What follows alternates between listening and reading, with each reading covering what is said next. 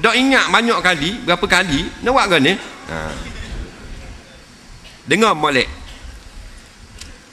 Ni masalah agama. Dulu lara lah. Tak? Dulu lara tinggal semayang, main bola, ada yang cuai, main gitar, macam-macam weseng lah. Makan kerja berniaga.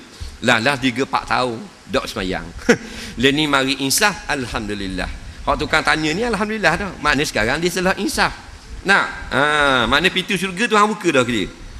Orang insaf ni Tuhan buka pintu syurga. Walaupun tak minum insaf dah minum arak pun. Tapi tak ingat banyak mana nak qada. Dengar molek. Jawabnya mustaq qada.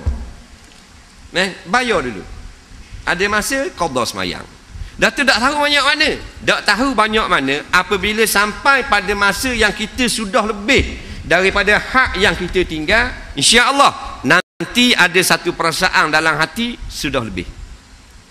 Dah tak berasa pun, memang budak qada lagi. Baru tanya. Faham? Qada lah dulu, qadanya tidak tanya semua. Start kita qada, dia akan ada satu perasaan. Insya-Allah Tuhan akan beri rasa lebih dah. Bila lebih dah menjadi sedekah. Berhenti setakat tu.